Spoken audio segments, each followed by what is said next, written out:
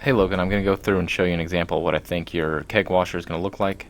You want to use the drum function, so you're going to need to use ladder logic. So when you create a new project, make sure to select ladder logic. We'll go through, I've got hardware plugged in, so I'm just going to do the auto setup. And you want to do it from a button. You'll want that to cause the thing to turn on, so I'm going to use a rising edge of a signal. I'll use B1 in this case to turn something on, and we'll call it run. Run now maybe. So when that's on, we'll cause it to run, and then on the condition that run now is on, which is a normally open, if it's on, then we're going to do this drum function. And for drum, you're probably wanting things that are duration based and maybe seconds, so we'll select to be seconds, and we'll say maybe we'll do something, we'll keep this short so we can go through them real quick. We'll do something for 5 seconds, we'll do something for 6 seconds, and we'll do something for 7 seconds. And what we're going to do is we're going to adjust some of your solenoids, which will be on certain output bits, and we'll select a few of these. So you say you're going from we'll say we'll turn on for 5 seconds, we'll turn on D1, and then for 6 we'll turn on these two, and for 7 we'll turn on all 3.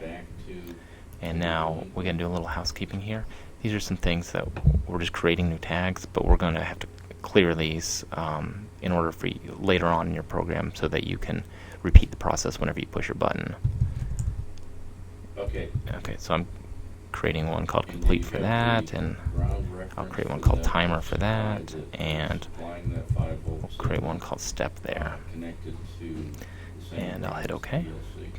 Okay, so when you toggle this switch, you will you'll turn on a run now. Run now will become on. Actually, I meant to hit the set on this. Set turns something on, whereas the out makes it. If this thing is true, then it makes this true. If this thing's false, it makes this thing false. But we're wanting to just turn it on when this event happens, so we want to use a set. Okay, so this is most of your problem, and I will run this, and we'll see what happens.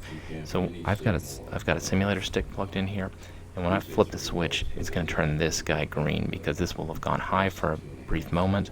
It'll turn this on. Since it's on, this will show green. You'll see this timer start to increment. You'll see the output here. I can toggle between the actual value and the names, and you'll see that for the first 5 seconds this will turn on, and then the 6 seconds these two will turn on, and then for 7 seconds you'll see all 3 of these on. And you can also see it step through the process. So I'm going to go ahead and turn it on. It's off now, but I toggled it for a second. So you see this is on, and then these two are on. You can see the timer counting up. And when it gets to 6, all 3 of these will be on, and it is. And I'll do that for 7 seconds. At which point the completion bit will be on. Okay. Now we need to handle. You probably want to do this more than once ever, and you probably don't want to reprogram it every time. So we need to do something in order to allow this to happen again. So what we're going to do is we need to, when the completion bit comes on, we need to tell it to stop running, and we also need to turn the timer value to 0, and we need to turn the step count down to 0 again as well, so that all these variables are reset for the next time you flip that switch. So I'm going to take it back out of debug mode, and when the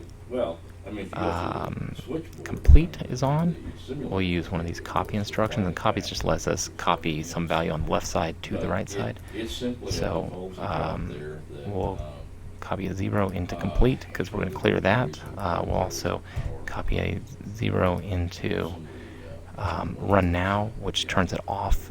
0 is an off. 1 would be an on. I will put a 0 into my timer. So we're clearing the timer for next time it runs, and we're going to put a 0 into step. Okay. So this is going to allow us to do this whole operation more than once, and we'll watch it do that here shortly. I don't know whether are you so you can see this thing timing up, and we can see the outputs going on. I will let it go through once, and then we'll flip the switch and we'll watch it do it another time. Well, you can't. Okay, so that's the final step. So that's done. And now I'm going to flip the switch. Actually, yeah, so it automatically cleared all those values for us. So you remember last time they were stuck at particular values. Now they aren't because they got cleared after the completion bit Yeah, happened. Now I'm going to flip the switch again, and you can see that the whole process is starting over again. So this will let you push the button and clean your keg, push the button again, yeah, clean another keg. The I'm going to go ahead and send you this file and the link to this video. Good luck.